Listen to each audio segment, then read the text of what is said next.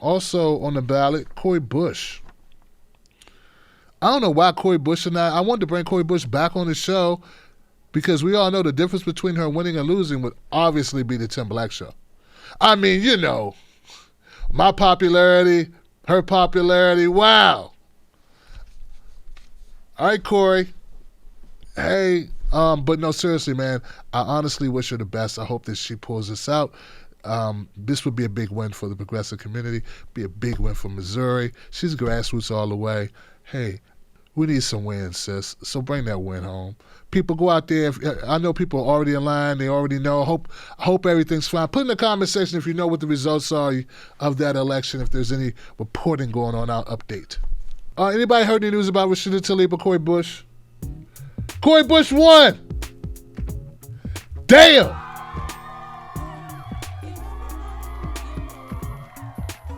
Cori Bush won. Cori Bush won by over 3,000 votes. I told you.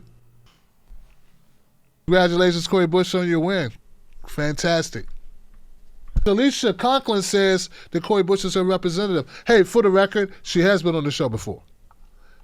I wanted to bring her back to help get the last push, but she's been on the show before. This cycle. Wow, man. That's dope. Wow. All right, man. That's something to feel positive about, right? Jamal Bowman, Cori Bush, other people whose names I can't remember right now. She won. And I saw her, I kind of had a feeling she'd win because they were covering her in the New York Times. And I'm like, okay. They're covering her in the New York Times. That's positive. And it wasn't a hit piece. I was like, oh. Bernie Sanders supported her. They did not do a hit piece on her just before the show. Yeah. The vote. The show, the vote. I thought she won. I thought Rashida won. Did Rashida win? And so did Cori Bush win. Looks like we're unseating our 16-year incumbent prosecutor in Detroit, too. Listen to this, Anthony. Oh, Talisha Conklin said I heard AOC didn't endorse. That's bad. We are due for good news. We are due for some good news, okay? We have been looking for good news. We got some good news. Yes! So, what up? What up? What we gonna do? Who's got the brew?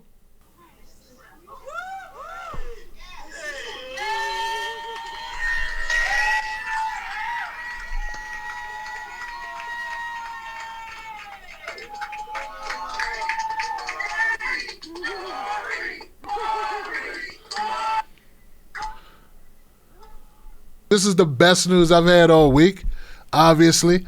Cori Bush pulling out a win there in Missouri. Sometimes the good folks win. Sometimes the good woman wins. Thank you for being here tonight. Congratulations to Cori Bush. Rashida Tlaib, I hope you pull this out. Amazing. Let's give some love to go see Cori Bush on any social media platform, Facebook, YouTube, Twitter, and let her know how much you appreciate her and give us some love. Tell her Tim Black said hello and congratulations. Congratulations to you as well. And thank you for being a member of the Wolfpack. I appreciate you guys. So what's your story, Cori? Like, there's so many things a talented sister like yourself could be doing. Why did you choose politics? Wow. So I never thought it would be politics. My dad has been in politics most of my life. And I saw a man that just loved his community, wasn't getting anything really back, but just loved his community, actually changing his community one person at a time. But he took so many darts and I was like, I would never do that. So I went into ministry. But when Michael Brown was murdered, I saw how the people that are paid to represent us, like you straight getting a check for representing people in this area and you won't even show up. Or if you show up, you take a picture and then you're gone. While we're watching people, everyday folks, cashiers, educators, postal workers, students, retirees out on the ground, risking their life, to speak up against this injustice that was Michael Brown's murder by Darren Wilson. And so watching that and feeling like, hey, how do we get the heart of the people that are out here risking their lives day after day? They get beat by the police one day and they come back the next day bruised up.